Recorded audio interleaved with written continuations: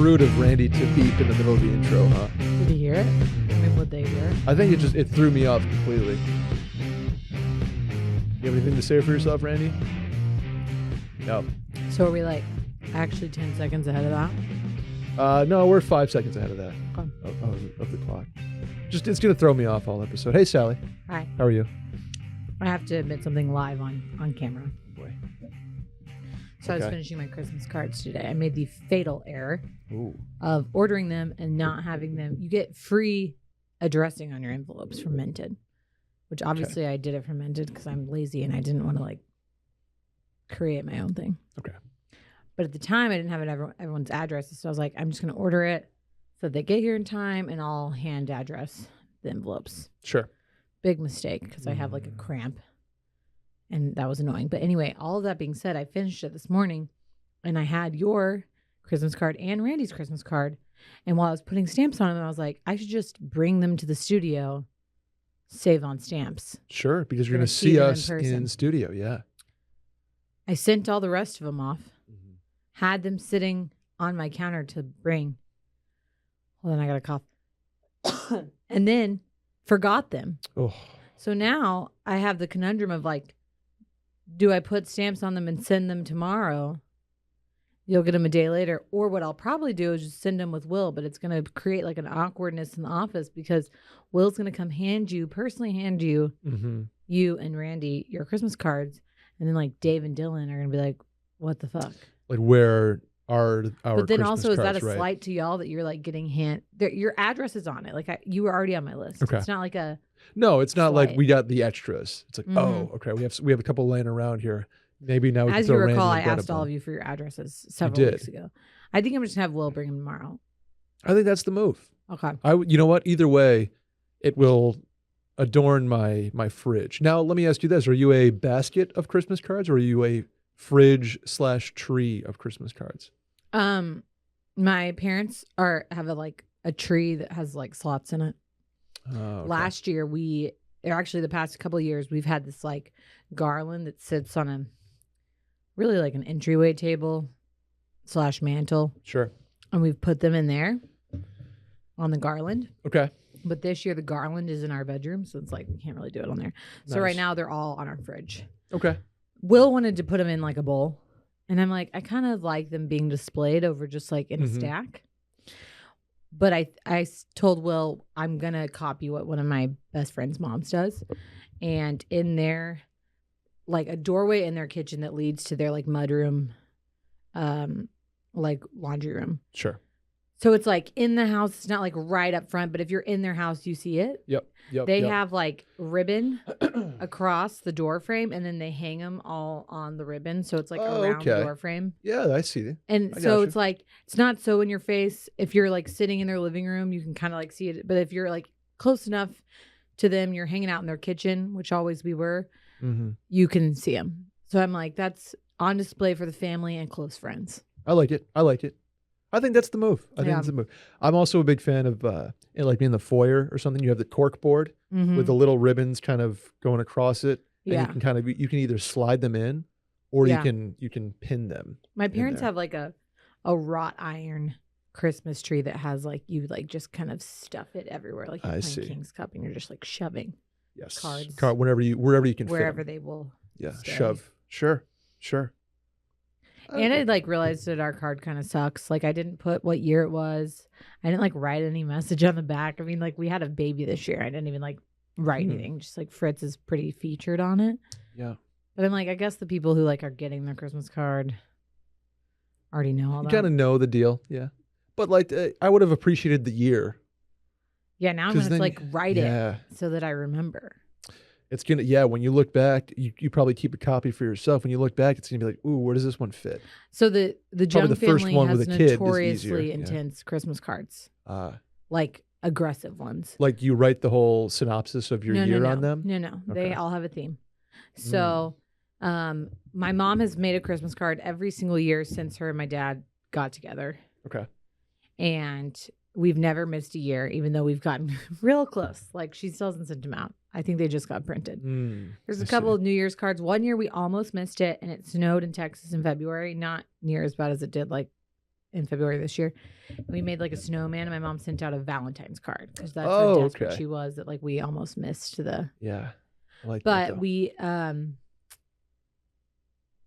I'll post a couple probably soon if I can. We have a book at home that has all of them, but like one of them we all took on my dad's Harley that like very much mirrors the Kardashian photo where they're all on Bruce Jenner's motorcycle. Oh, okay. And it said Happy Holidays, but holidays was crossed out and said Happy Harley Days. Yes. I'm a more of a Happy Honda Days myself. Yeah, and then we did like a leopard print themed one, and I forgot what it said on that one. And all of them being like they have a theme, and then there is like Christian subliminal messaging on the inside. Like there's a Bible verse that goes with what is happening. I see. So, unlike the Harley specifically. I don't know what Bible verse we used for the Harley. Gotcha. One year we all took pictures. It got harder as we went to college because like it was hard to get the whole family together, especially when Emily was like across the country at law school. So one year we all took pictures like looking straight on, looking side to side, up and down, and made the Brady Bunch. Oh, you did the Brady Bunch thing, even though you weren't in the same location. And then it said the Jung Bunch. Yes. And then one year we did a MasterCard play. Like the credit card. Yeah, it was like, it was when we went to Hawaii for Thanksgiving. It was like, tickets to Hawaii, expensive. Like dinner at the whatever, blah, blah, blah. Like worth it. And then it was like, knowing the joy of Jesus Christ at Christmas time. Priceless. Yeah, priceless. It is. Priceless. And then it was the MasterCard logo and just said Jung Bunch. Oh, I like that. Where it said MasterCard. See, I appreciate some creativity. There's some thought into that. Mm-hmm. I like that. I don't really know what our theme is this year. The picture looks very Christian Girl Autumn. So I don't. I was trying to like do like from an influencer standpoint, but no one thought that was funny. I see. Well, as long as the fits are fire, that's all that really matters. What is Randy doing? I'm sorry, he's interrupted me twice now. I'm thrown off, but I can't wait to see the Christmas If you're lucky card. enough to be on the Jung family Christmas list, you're in for a treat every year, year after year. Okay. I didn't do one this year, or last year for that matter. I would think it would be funny, just like, here's me and myself and I. Just me over here. Just like, yep, doing like Christmas. Do you think that it's too intense to do a Christmas card with somebody that you're not married to? No, as long as you live with the person, I think. Okay. I think you need to be a live-in boyfriend or girlfriend to do a Christmas card. Because the year that we were engaged, Will wouldn't let me send one out. Oh, really? Yeah, we engaged, got married, totally. Like, yeah. Literally 2 months later. That's fine. Engaged, if you're engaged, definitely. If you're a live-in. Will was like, that's. Sure. I don't know if you've seen the Friends episode where Ross is dating a girl named Mona, and she suggests they send out a holiday card. They haven't been dating that long. I did not. There's a joke with Chandler and Monica, and they're like, we're not serious enough to do that, and they're married. Mm-hmm. And I said that to Will, and Will's like, I think that's too advanced for us. I was like, get a little we're like, get married. Whoa. We're planning our wedding. No Christmas card. Oh, man. Just last That's year. a bummer. What a Scrooge. I know. Last year, we hadn't told anybody we were pregnant. We announced it on the card. I mean, people knew. That's but right. like a lot of our extended friends didn't know. That's a good place for announcements. Yeah. I should have put a birth announcement on ours for this year. You should have. I'm going to put like, I'm expecting a dog in the next year on mine, like with a little paw print. Maybe you should like take a picture of you with your hands on your stomach, and then like on the back, it's like expecting puppy 2022. Yeah. Was that creepy? It's just like there's like a sonogram with a little puppy. You have your hands on your stomach like in the shape of a heart, like those basic pregnancy announcements. Yeah, I like that. I could do that. You could steal someone out. My friend Ray last year sent out like a Christmas e-card that was just her, and I don't like e-cards though. It needs to be like, give me some ink under my fingernails. It honestly was a great way. Like she kind of did it last minute and she sent it to me and I was like, oh my God. I like texted her and she was like, honestly, this has been such a great way to keep in touch with people because I like sent it really last minute and now people are like texting me. And so we're like catching up for the holidays. That's fun. So you text it. She emailed it. Okay. Like an Evite. Got it. Card. I would need the email collection alone would be a nightmare for me. Yeah. Yeah. That's difficult. But I could text it. Is it weird to text an e-card? No, text an e-card. Okay, maybe I'll do that then. Maybe I'll Or you can do what other people like last year, just put their like posted on Instagram. Like, this is our holiday card. That's what my buddy Merry Christmas. my buddy Ryan did that. Shouts to Ryan. He's a member at Spanish Oaks. Mm-hmm. Yeah, they did. They're just like, hey, didn't send it out this year, but here it is. Mm-hmm. I'm like, okay, I will double tap for that reason. Yeah. Anyway, you want to do the mail-in now? Yeah. You may be wondering what the mail-in is. We do our best to answer your questions because you may run into situations in your 20s or 30s that we can help you out with. Get a laugh, walk away with something useful, and then maybe write in and give us some content. We got a lot of good questions this week. I'm excited. It's very Christmas themed. It is. It is. How can you help us out? Like I said, write in, leave a voicemail, all in good fun. Subscribe on iTunes and follow on Spotify. Hit the hotline number to leave said voicemail, 888-362-MAIL. That's 888-362-6245. Or you can write in the link in the Twitter bio at Mail In Podcast. Sally, first question. Are you ready for this? Mm-hmm. Hey, guys.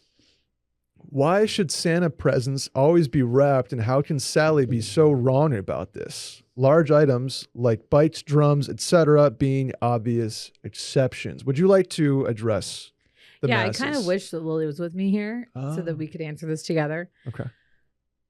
Dylan started this Twitter poll. Sure. And then I took it to Instagram. And I think, honestly, I have never posted such a controversial topic in my life. And you have posted vaccine and content. I talked a lot about vaccines. People were heated. Okay. I kind of assumed this was a regional thing because when I was like kind of polling like my friends and things like that, because I think Dylan and Dave both said that their presents were unwrapped, correct? Dylan for sure, unclear where Dave fell. And then I think, and Will's were wrapped. Yeah. Will and I had talked about this before. I thought it was regional, so then I posted a story being like, if your presents were unwrapped, where were you from? Mm-hmm. And then I got all over the place. And then people were like, I was kind of thinking people got confused because they were saying where they were from. I see. Yeah. It was like you didn't understand the and assignment. Then but I was like, no, because like, and then people were like, oh, but mine were wrapped. And I was like, okay, well, now I don't have like a good. Thank you, Seattle, but like I don't. That right. doesn't. Yeah. So I assumed maybe it was like kind of a Southern thing, but then like my mom, who's from Illinois, all of their presents were unwrapped. Like that's why our presents were unwrapped. That is, it's interesting. So I think it's just very family dependent. And then someone else brought up like, well, maybe. So then I polled my like best college friends. Okay. How is that cross section as far as like regionality? So everyone's from Texas except for my friend Allegra, who's from LA. Okay. Allegra.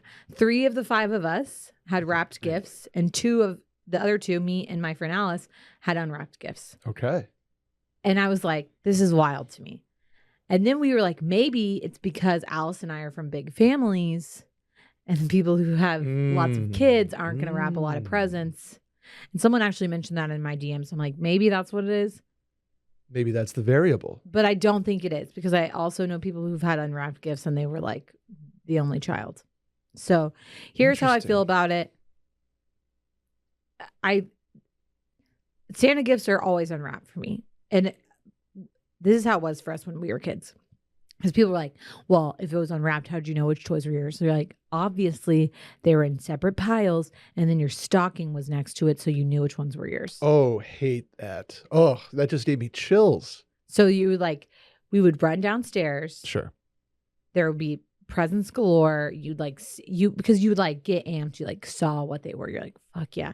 Okay. And your stocking was next to it. And so you'd like run up to your stocking. That's where your shit was.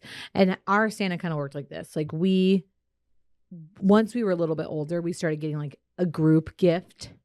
So like 1 year it was a puppy. Oh, okay. 1 year it was a golf cart, which like I think was more for my dad. But like it Love was that. like the family gift from Santa. Okay. I see. That was like in the middle of one time it was an air hockey table. Love like that. Middle of the living room. I got you. And then like our stuff was, and then we did get gifts from our parents, like not nearly as much, but it was usually like boring stuff, like clothes, boring stuff when you're a kid, like and clothes. that was wrapped. And those were wrapped. Okay. Personally, that's just how it was for me. I feel like I made the point that in a lot of Christmas movies, Santa is like taking unwrapped toys out of his bag and putting them I see. I mean, by the fireplace and door tree. Okay. But like, then you look at pictures of Santa and all the presents are wrapped in his bag. mm-hmm. But then I feel like in movies, they're unwrapped. About half enough. Okay. I see the points on either side here.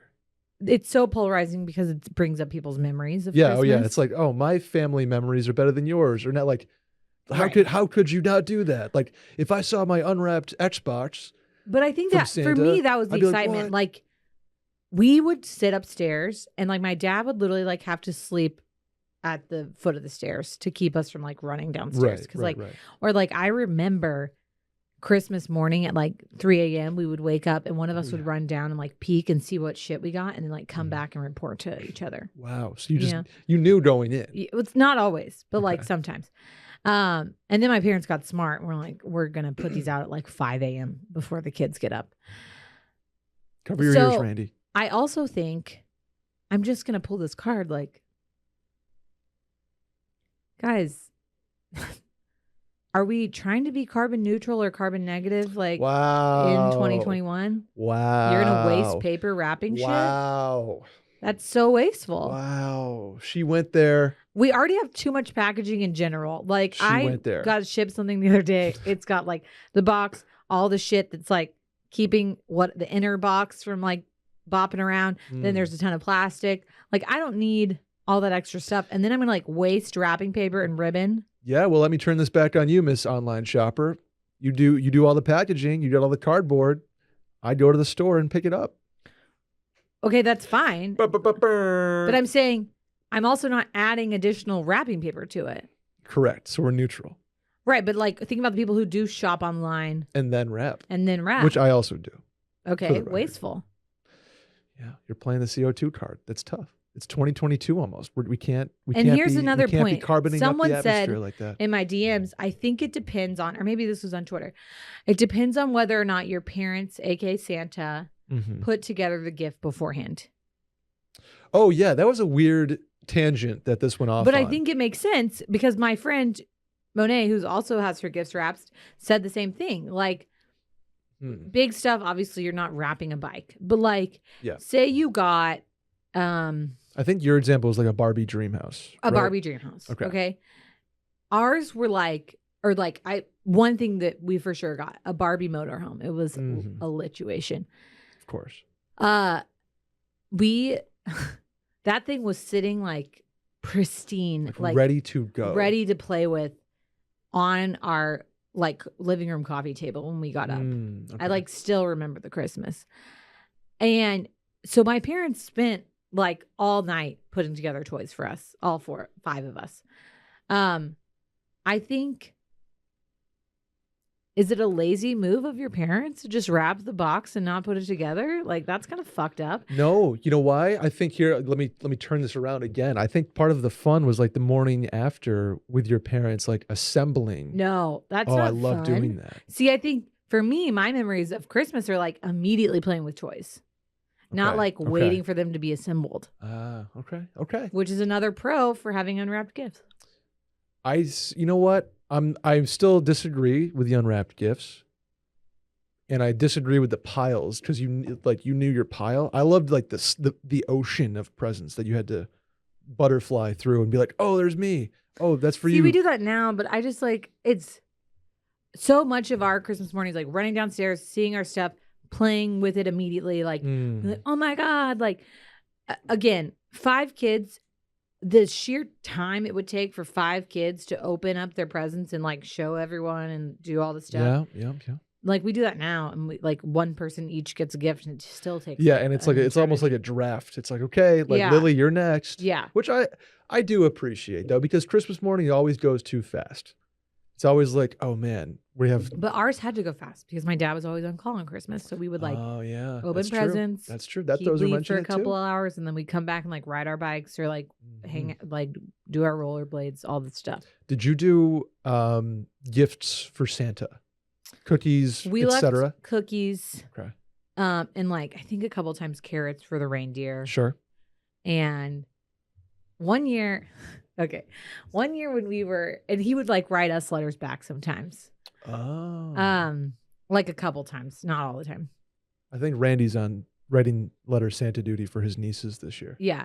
So one year when Emily and Natalie, my old sisters, were really at the cusp of like not believing past anymore. the Santa years, like getting close to not believing, being old enough, which I don't even know how old. Like, how old are you when you stop believing in Santa? Like, I don't know. Is it like 8? 8, 9? I said I feel like 8 when to you 10. like enter like 4th grade, like, and you still believe in Santa, like 5th grade's too late, probably. I don't remember. I was probably 8, 9. Yeah, in that region. I think my sisters were like maybe 3rd and 4th grade, or like maybe a little younger, and my dad's like, I gotta have Santa come to the house. So my aunt was staying with us, and he found a Santa impersonator. And we stayed up till it was probably like 10 p.m. And we had like a playroom that was on the 2nd floor. And we had this like we had a hallway that had a railing that like overlooked our entryway. So we hear something on the roof, which was actually my dad throwing a basketball on the roof to make it sound like reindeer had landed. This is a production. And then Santa like snuck in through the side and acted like he was coming out of the chimney. Wow. And our tree was in our entryway, so we could like see him putting stuff around the tree. So we were like sitting on the railing, like just like, overlooking. And then like Natalie and Emily like snuck down at the foot of our stairs to like see Santa. And it probably sustained us for like a year or two. It set him back big time. And like my dad was like, you should have heard all of y'all like telling your friends that you saw Santa. Like, but that ended up backfiring because the way that Natalie found out that Santa wasn't real was because she found a picture of my mom and my aunt with the Santa impersonator. Oh, see? Yeah. And she was like, what the hell is this? So, yeah. I mean, obviously, everyone should do their own thing. But when kids start comparing, you're like, my gifts are wrapped and yours aren't. It's tough. It's tough out there in the streets. Yeah. Or in the living rooms. Yeah. We had one year, last point before we move on here. 1 year, or I guess a lot of the years, because we had traditionally white Christmases. Right. So we would be in Rochester at my grandparents' house, and there would always be like feet of snow on the ground. So we would put out reindeer dust. You know, we would just do the cookies and the milk and the letter, and then we'd do reindeer dust in the front yard or the backyard, I guess. Yeah. 1 year, we would, you'd go out and check to see if the reindeer came. 1 year, there was like deer tracks and like sled marks. Yeah. And to this day, I don't know how that happened. And my grandfather / dad / moms never told me. There was no footprints and sleigh marks and reindeer feet or deer feet. That Santa is real? Sally, I'm not going to say he's not real, but to this day, I'm still like, I don't get that one. I don't get that one. How do you make unexplainable?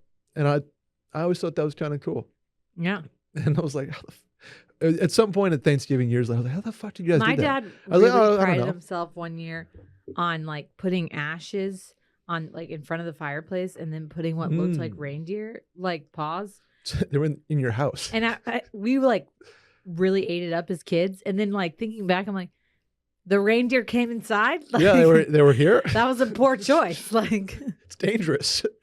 I don't like. It would make more sense if it was like an elf, but it was he like had made his own reindeer hooves in the ashes. Wow. He was real thrilled with it. Yeah, I like that. We also,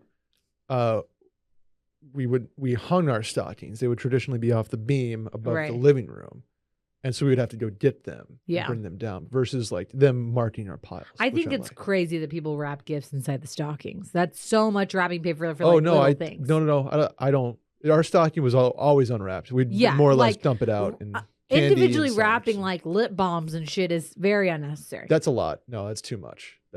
But like, I'm gonna wrap up my kids' PS6. No. And Will thinks that we're gonna be a wrap family, and he's wrong. Oh. I even told him in a text the other day. I was like, no, we'll wrap. We're not wrapping. Breaking news. He's like, oh, Sally finally folded. We're wrapping. No, we're not. Oh my! Well, you know what you could wrap under the tree though? What? How about a Quip? A kit from Quip, perhaps. Yeah. Your mouth gives a lot this time of year, like mistletoe makeouts, karaoke parties, and holiday libations. So give it the gift of better oral care with Quip. How about that? How about that copy? The gift of clean mouth. Teeth. Right. And good smelling breath. Talking to in-laws, potentially developing a taste for fruitcake, enjoying one too many candy canes, perhaps. That's why you are going to need Quip. Between small talk to the holiday company party, enjoying all of the holiday festivities this year, your mouth is going to need help. And that's why Quip is here to save you. Timed sonic vibrations with 30-second pulses guide a dentist-recommended 2-minute clean in a lightweight and sleek design for adults and kids with no wires or bulky charger to weigh you down. A multi-use travel cover, by the way, that doubles as a mirror mount for less clutter that I've used pretty much every weekend over the last month. The best thing about Quip is that it can be on your mirror and then packs in your travel bag so easily. And you don't forget your toothbrush because it's right there. It's literally in front of your face. Exactly. Reusable handles in a range of sleek metal hues, including best-selling all black and all pink, as well as bright plastic colors, sure to make a pop to your bathroom counter. And if you're already keeping your mouth in tip-top shape, why not earn some rewards while you're at it, huh? Upgrade your Quip to a new smart motor to 1, track and improve your brushing with the free Quip app, and 2, earn amazing rewards like free refills, products, Target gift cards, and more. How about you're staying healthy and earning at the same time, Sally? Can you imagine that? Come on. Mm-hmm. Beyond just the brush, Quip has a whole line of stocking stuffers for everyone on your list, like floss string that expands to clean, and reusable floss picks that replaces over 180 disposable picks with every refill. They also have gum and mouthwash that's 4 times concentrate, plus good for you and the planet. If you go to getquip.com/mailin right now, on top of their holiday savings, you'll get your first refill free. That's right. Your first free refill and up to 40% off bundles at getquip.com/mailin. That's GETQUIP.com/mailin.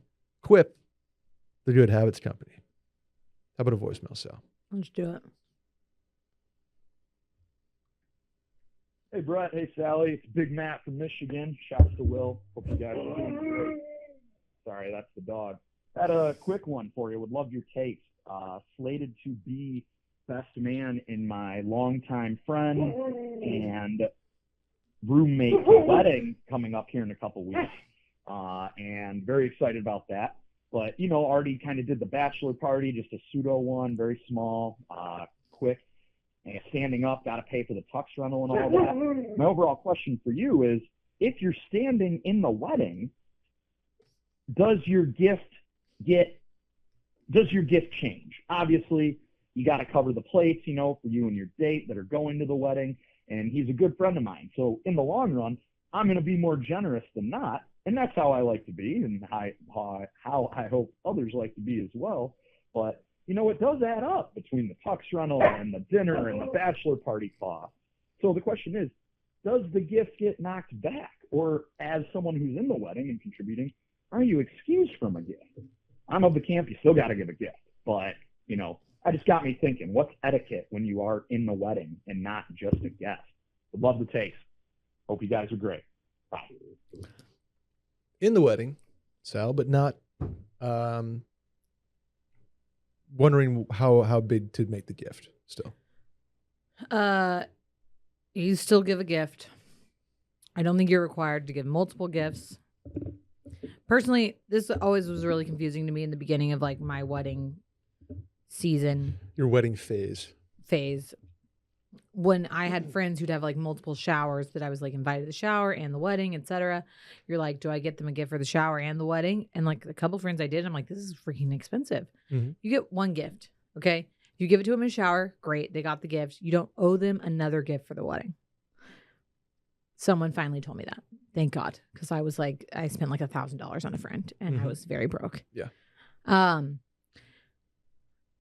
I get what he's saying because he's one of his best friends. You want to give a good gift. He's also spending all this money to be in the wedding. Mm-hmm. I have said this on record before. I've given the same gift to every single person ever. We actually stopped doing it.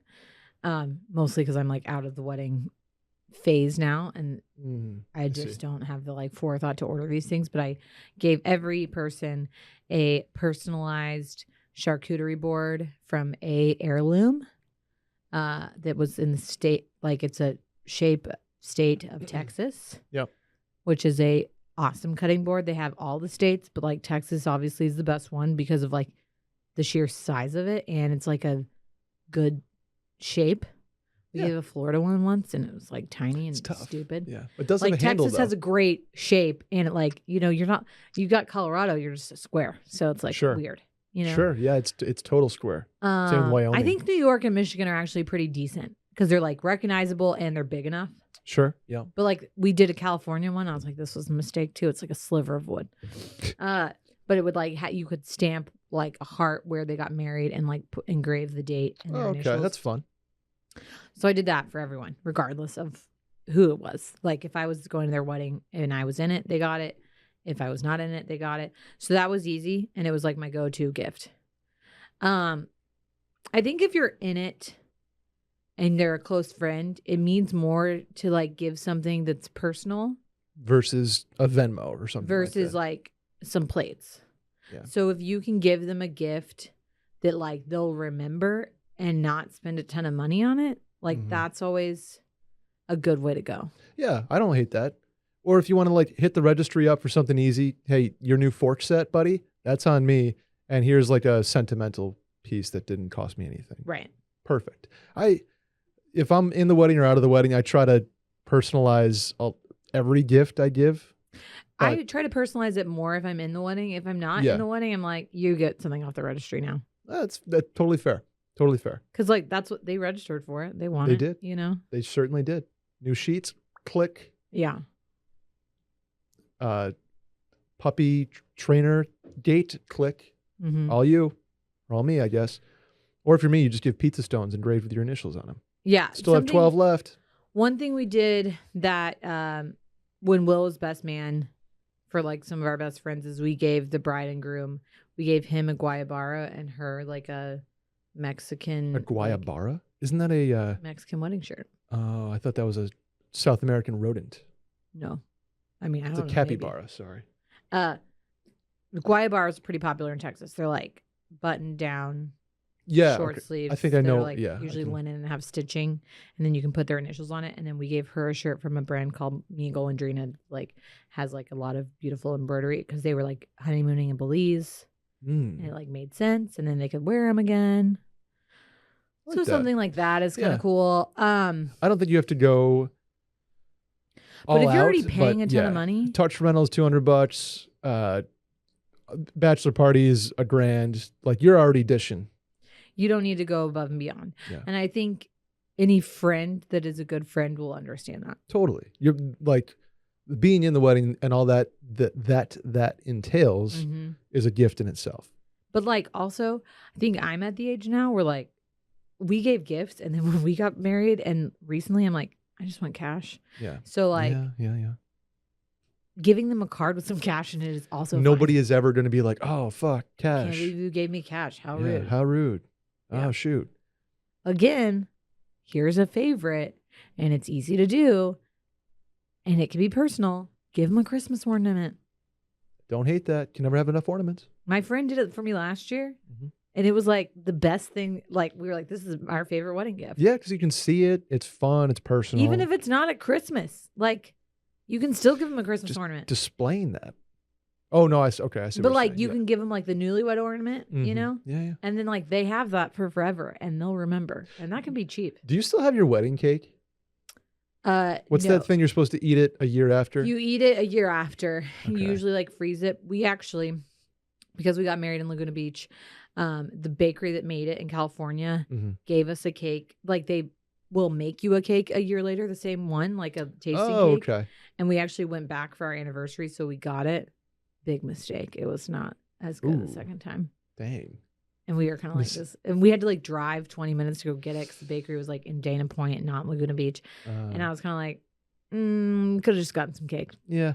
Could have just been like. I mean, the point is that you're like, it's an anniversary tradition. It's not probably that good, even unfrozen a year later, but you still do it. I hear you. Okay. I think we got that. Yeah. We kind of got that around. You want to do the next one? Yeah. Hey, Brett and Sally.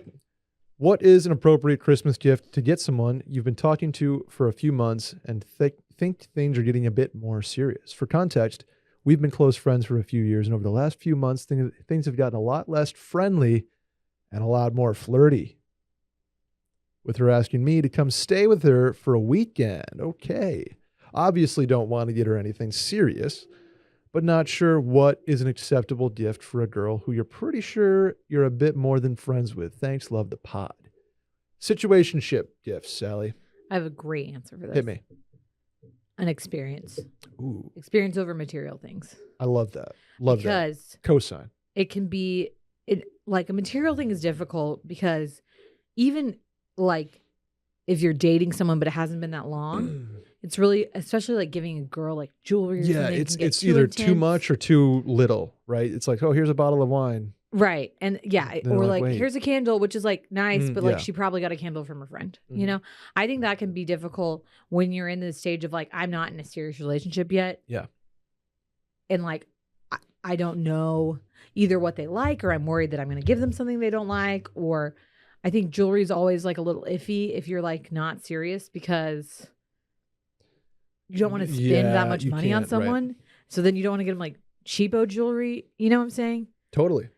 So here, like, I think a great thing to do would be like a staycation for a night at a fun hotel where one of you live, like something kind of swanky. I like that. Yes, I like that. Tickets to a concert or like a comedy show, something like that. I was just texting my sister's boyfriend about this because he was going to get her possibly tickets to something.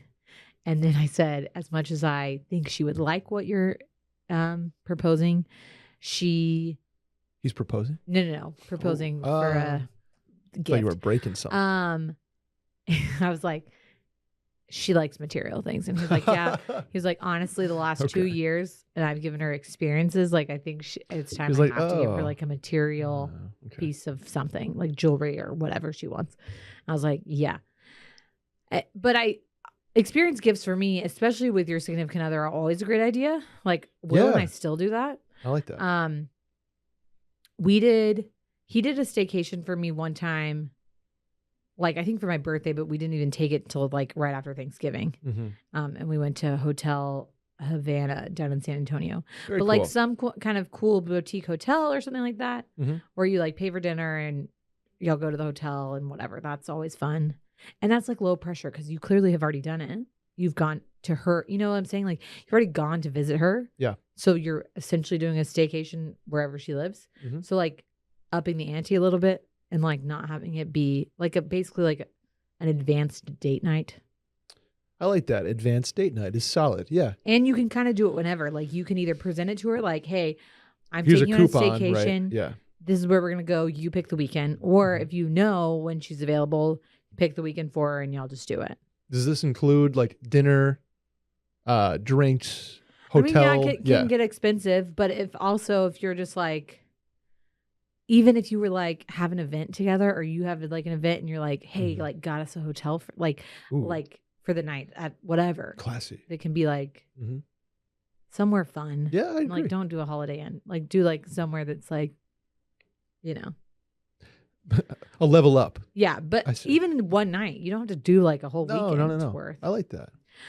Or tickets to a show. The only thing I will say with that is like you risk, like if you ask them, you get them tickets to like the Bieber concert in April and then y'all aren't together in April. Like you got to find a friend to go with you to Bieber. That's true. That's true. You know what? You probably can find somebody. You probably can find someone. Yeah. If you're getting the 6 month away concert, and what if she's like, ooh. Yeah. Thank you, but like I don't know yet. Yeah, I like that. Okay, that's good. I don't have a better answer. That's perfect. I experience kind of had that epiphany because I was like, I don't think like a material thing you can, but all of them might feel it's hard to like. It's hard to dial it in. Well, perfectly. and you don't know how they're like. If you give them a candle or a blanket, like we were talking about a couple weeks ago, like giving someone's parents, are they going to be like, really? Give me a blanket? Yeah. But then you're like, oh, I got you like a necklace. And they're like, what the fuck? You're you got like, me a necklace? Hang like, on no. a second. Yeah. So that's a little harder, especially if you're not dating and you don't know them well enough to like know their tastes. It's a good call. It's a good call. Randy goes Cole's cash in that situation. Yeah. You could give them a Noom Mood subscription if you're feeling like it. You could. You could. Mental health has become an everyday conversation at this point. Whether you're doom scrolling Twitter, watching the news, etc., mental health, I'd argue that it's taking a toll on our mental health more than ever. You know what I'm saying, Sal? Mm-hmm. Learning to manage daily stress and anxious thoughts is something we all want, but many of us don't know where to begin, and that's where Noom Mood is here to help. They guide you to mental wellness and give you the tools you need to tackle stress so you'll feel empowered to take on whatever life throws at you.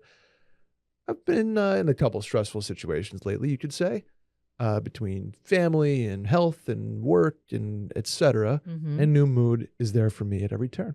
I use it daily, which I haven't done before. And it's kind of cool to have like a thing that's there for you like that. Since I've started using the program, it's like not necessarily super meditation kind of stuff, which you can do on Noom Mood if you want, but it's more just managing your thoughts and compartmentalizing things. And it's helped me get through my days. Yeah. It's been great. Mental health is probably the most important gift you can give yourself. Absolutely. And Noom Mood is helping you do that. Backed by science, lessons based on psychological principles that teach you about your relationship with stress and anxiety. The thing about being more comfortable in anxiety and stressful situations is knowing exactly what your body's going through. And the information on that can help you get through it because you know exactly what's happening. It also holds your hand, the app, with a daily curriculum coupled with one-on-one coach that guides and encourages you on your journey. It's accessible and convenient, only taking 10 minutes a day, which you can do whenever and wherever. One size does not fit all when it comes to managing your stress and anxiety. You can navigate the program at your own pace, and you'll also have the support of a coach along the way, like I said. As experts in behavior change, Noom has helped millions of people through their weight loss program too. So they can, they can help tackle stress as well. Taking care of your mental wellness is empowering. All you need is 10 minutes a day, and it's an app, so it's there for you anytime, anywhere. Worry less and feel happier, like I have. Sign up for your trial at Noom.com/mailin. That's NOOM.com/mailin. Next one, Sal? Let's do it. Brett and Sally, of the following reality shows, ranked them by how likely you are to win them: The Challenge, Love Island, and Survivor. Ready, go. Okay, I haven't seen Survivor I haven't seen in like at least it's been a decade for me. Where I actually years. watched it. Yeah, probably more. Actually, okay. The last Survivor I saw was Survivor Australia when they like still were bouncing around to different locations, which literally might have been 20 years ago. I think it was like 2002 or 2003.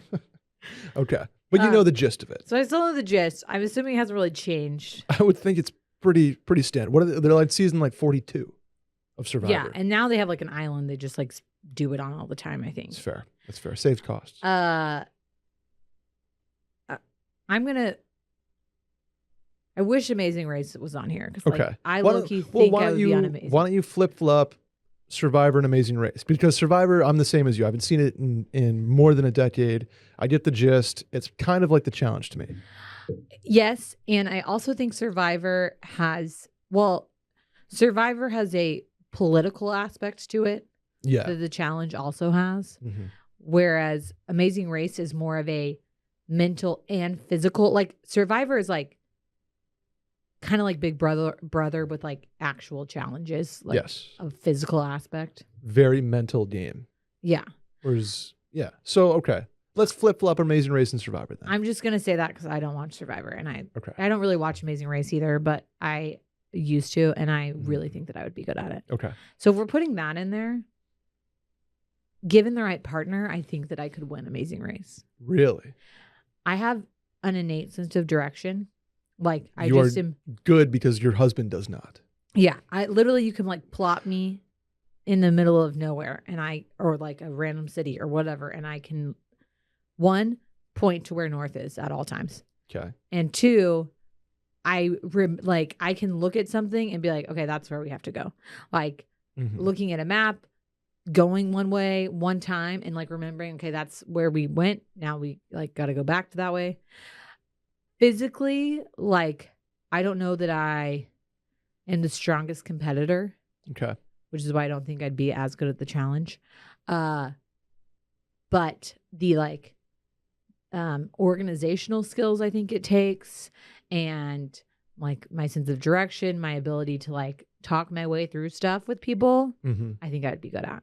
Okay. So that would depend though on me having like a really strong partner too. Yeah. You would need one. We have talked on this show before about how you can put a map in front of either one of us and it's like a 5-year-old with an iPad. Right. I will just like stop talking, zone into the map and just explore. Like I think finagling your way. We actually might be pretty good. Yeah. At Amazing Race. I also think Love Island, like being a married person, this is like more difficult for me to answer. Sure.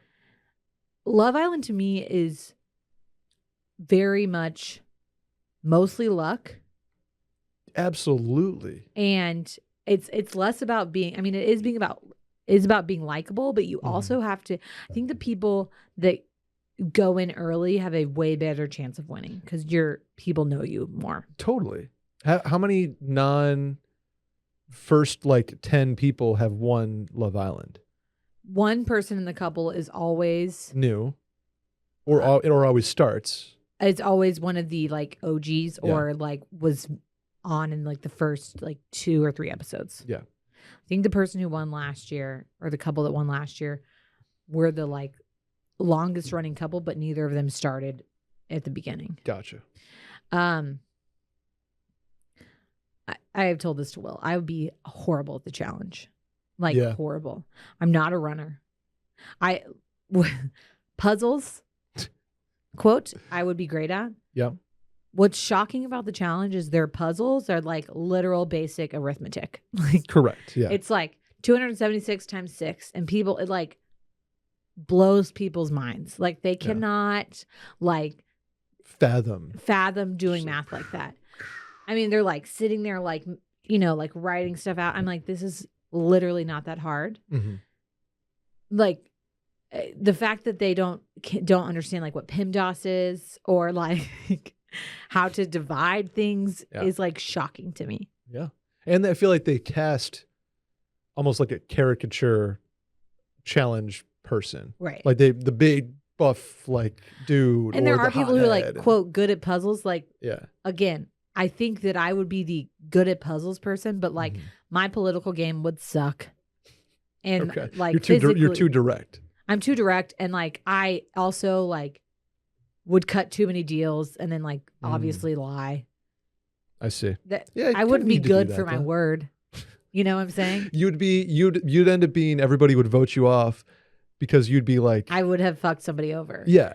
Everybody would be one day, they'd be like, wait a second, you have a deal too? And the issue is that like now to win on the challenge, you have to like, it's really hard for a rookie to win on the challenge. Sure. Unless they're physically like really dominant. good. Yeah.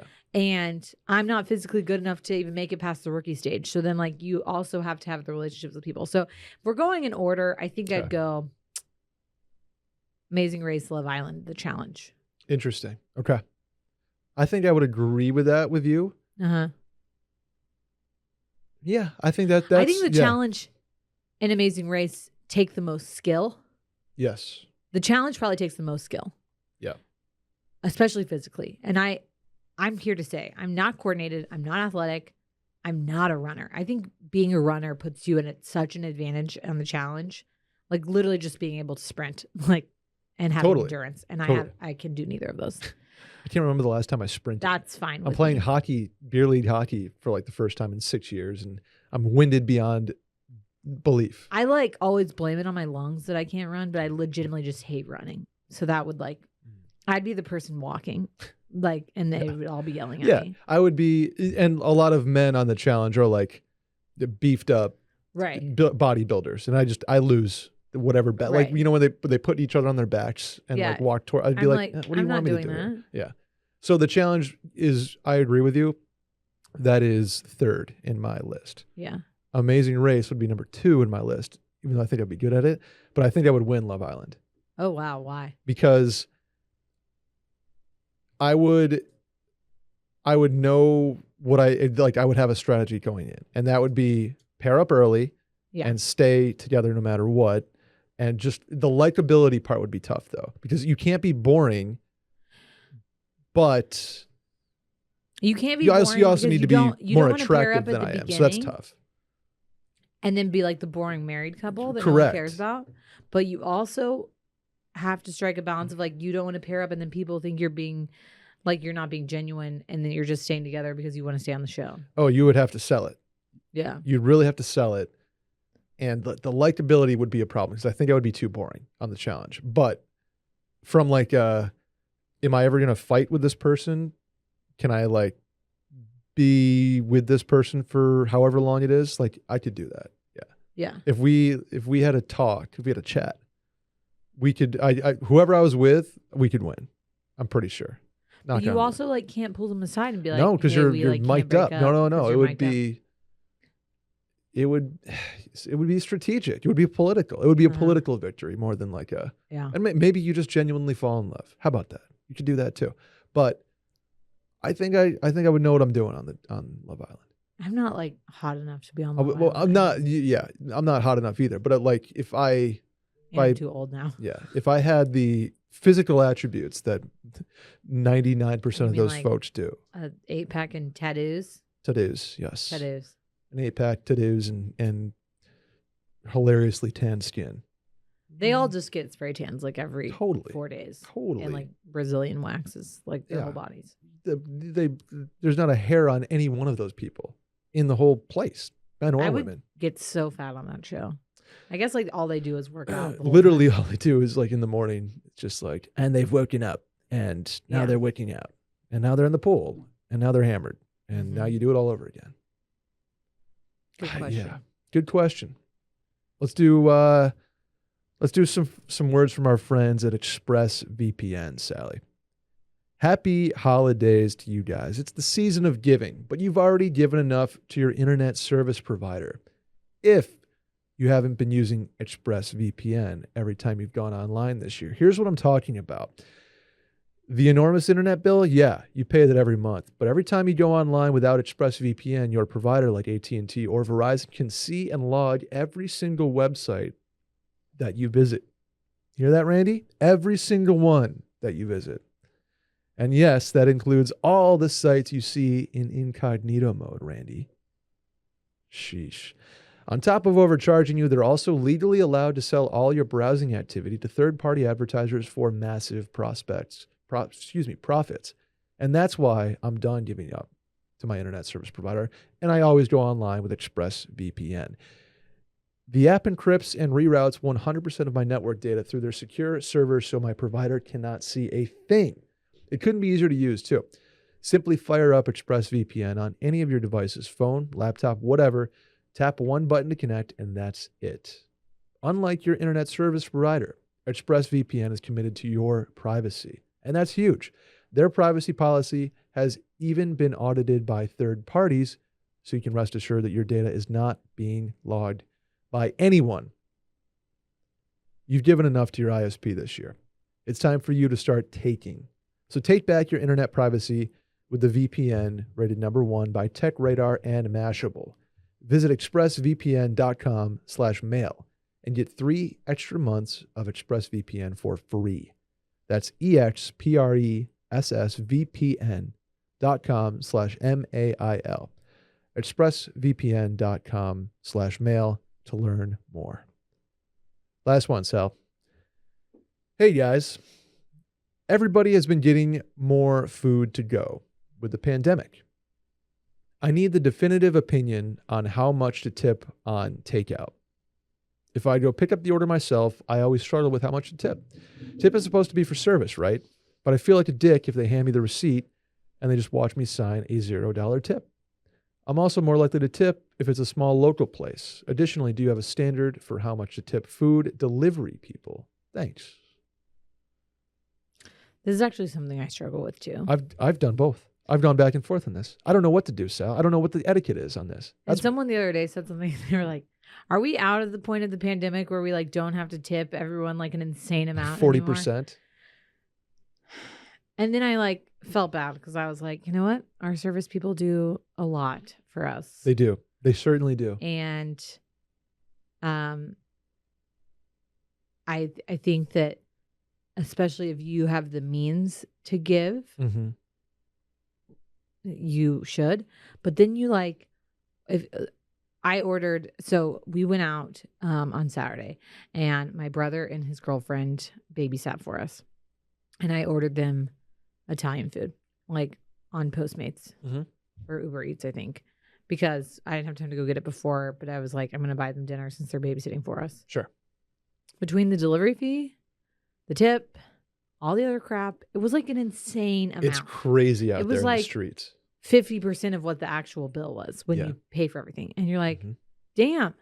But like, I also, if someone's driving to my house, like I should tip them. Like they're like, I don't know what fees they actually like, how much they actually make. Yeah, I need an itemized receipt. If I'm ordering from a third party service like a DoorDash or a Postmates, how much are you taking Postmates and how much is the mom and pop Italian shop taking? I need to know that ahead of time because I will tip more. I'll kind of like build it into that because I'm like, whatever they're taking is like the fee in my mind. And then I'll tip you based on, I don't know. I don't know how I'm trying to do that. But then I'm like, okay, really like 15 to 20% should be good enough. And then when you're ordering something online, you're like, well, that's like only a few dollars. But then like if you keep doing that all the time, that really adds up. That can get really expensive. It's the fee, the tax, the delivery fee. It goes up. It gets like all of a sudden you order a large pizza and it's $31 to get it delivered. You're like, wait a second. Like that is a ton. So where I've kind of been at us like, what are we talking about? Is I'll do 15 to 20 like for delivery drivers, etc. I try to like, especially for the driver, I try to be like a little more generous because I feel like they're really having to do the brunt of the work. I get what this guy's saying. If you're ordering takeout, that is the big question. Or like, here's another one. At restaurants, when you get counter service, so you like order at the counter and then they bring it to you, but like that's it. You're like bussing your own table, etc. Yeah. How much are you tipping then? Sally, I don't know. Sometimes I tip, sometimes I don't. Like if I get a sub at Thundercloud and it's $6 and there's like a tip option, I always just do $1 because I'm like, I don't want to put $0 because I just watched you make my sandwich. Right. And I appreciate that. But I'm also like, I'm doing a lot. I'm just, I don't know. I don't know what to do. I don't know what to do. Say that I have struggled with this. And I will also admit that I, in the past, have been a bad tipper. Ooh. Which is like something that was brought to my attention by Will when we first started dating. He was like, Sally, you're a bad tipper. You got to tip more than that. And I was like, well, you don't tip on tax and da-da-da-da. And like, honestly, it took Will being like, I was a waiter and it like is such a kick in the nuts if you get a shitty tip. Agreed. And truthfully, especially like, it's also taken me not a long time, but like being more of an adult to realize like sometimes when you're waiting on something or your food is wrong or whatever, it's not always the waiter or the delivery person's fault. Correct. Usually it's not their they're fault. The one who's getting screwed because so like if you really have a huge issue with something that wasn't specifically related to the service, like they got your order wrong or the kitchen took forever or whatever, if you're really that upset about it, like bring it up with the manager, not like in a Karen way, but like, hey, this was upsetting. Unless literally the waiter is just like being a huge dick or like did something on purpose. Yeah, there's scenarios where but like a lot of the time when you're frustrated, they're not the reason. And I think too, being in a job where I am providing a service and obviously like I'm not getting tipped, like I bill by the hour or whatever, but I receive a lot of the brunt of like basically people's like customer service complaints because say our surgery schedule's running late or the surgeon's running late or, you know, something like most of the time it's because we're running late and like, yeah, there's but nothing right. I'm the last person they see before they go to sleep and like they're pissed about it because they haven't eaten and they are nervous about surgery and blah, blah, blah. Yep. And a lot of times it has nothing to do with what my job is, but you are Correct. the one who takes the brunt of it. So I think I don't really have a hard and fast rule, unfortunately. I'm going to say this. I like if you're takeout, 15. If you're delivery, 20. And in person, I'm always between 20 and 25. I think that's a great rule. And I think, like, if you're going to, like, pick up a pizza from Domino's and they literally didn't do anything besides hand you the pizza, like, put it in there. I'm, like, less electric inclined oven. Yeah, me too.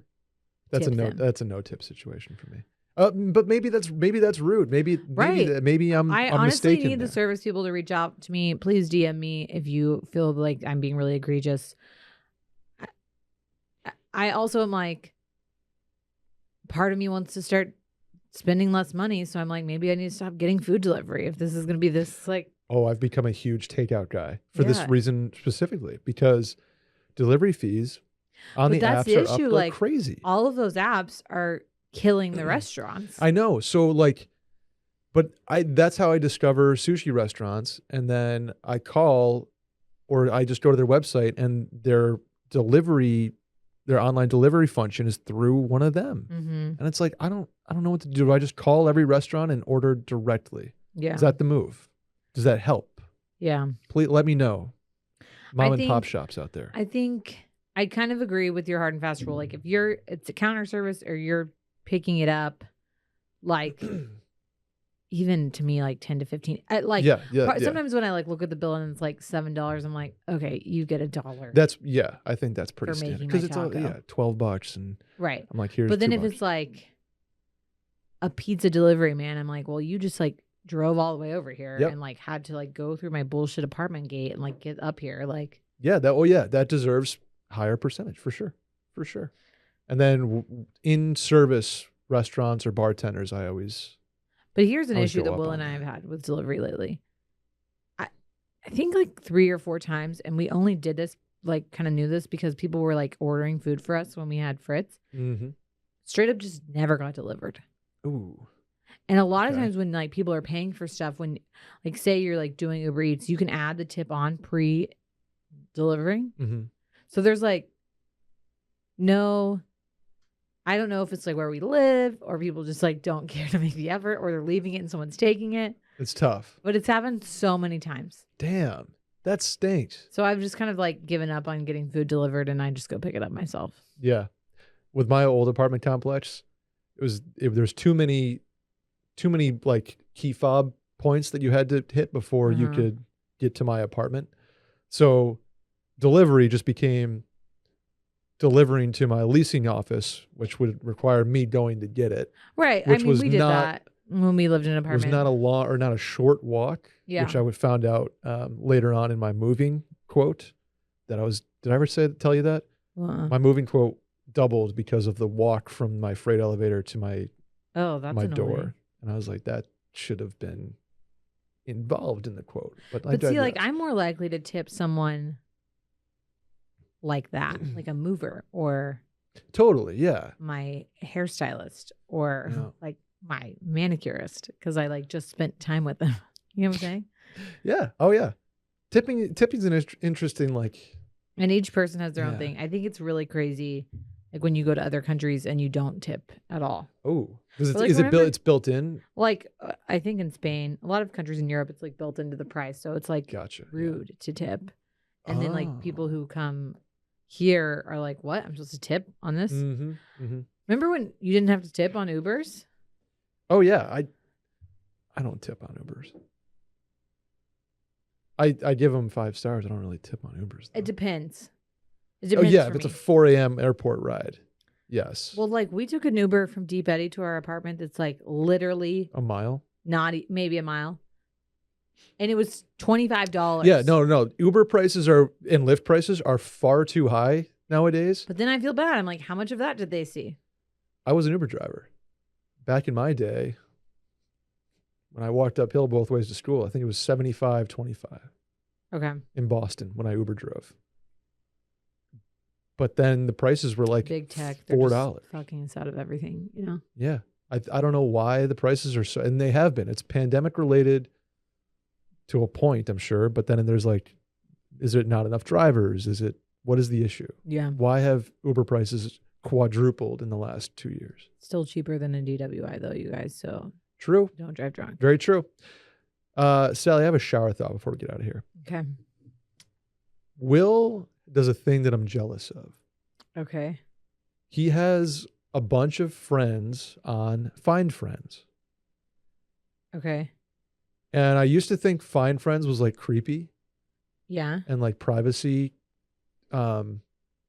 limiting, which I guess it is. But I think it's so cool to have like all of your boys on Find Friends and just be like, oh, he's at like my favorite bar back home. Well, or like, what are they doing?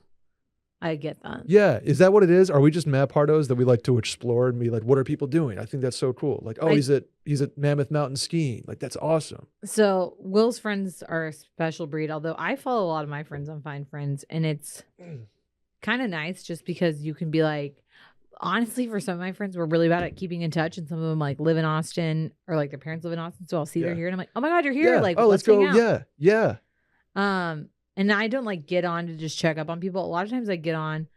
The most I get on, I probably get on Find Friends once a day to like see if Will's still at work or if he's going home. Sure. Yeah. To be like, hey, can you check on this?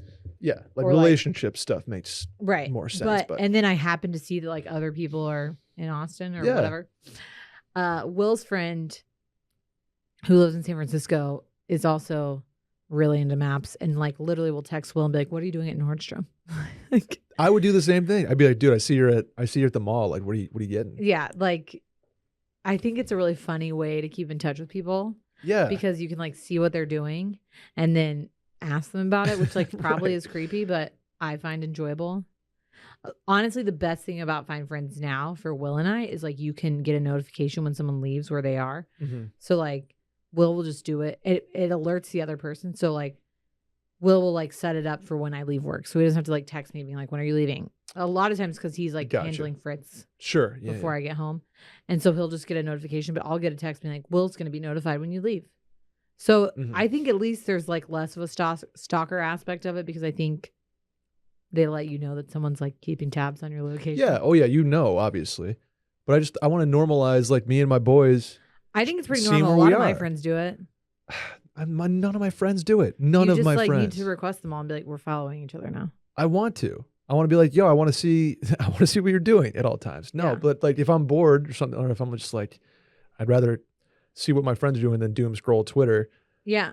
And be like, oh, dude, you're at Druthers in Saratoga. That's tight. What are you doing? Like one of Will's friends also like splits time between New York and London, so it's like really nice to just be able to be like, oh, he's in London right now. I'm not gonna like text him because he's asleep. True. Or in my buddies in Austin being like, oh, you're at Matt's. It's a slippery slope because if you care and you think people are like leaving you out and you see they're without you, you're like, that's fucking fucked up. Oh, you three are at Matt's. Or when they're like clearly lying, Lily, being like, hey, Lily, I can see your we're location. like all waiting for you at Matt's. They're like, yeah, we're on our way. I'm like, no, I you're can not. see you're at your house. You're not even close. You literally haven't moved. You haven't moved. You haven't left your house. Oh man. Yeah, I think I'd like normalize Find Friends. Yeah.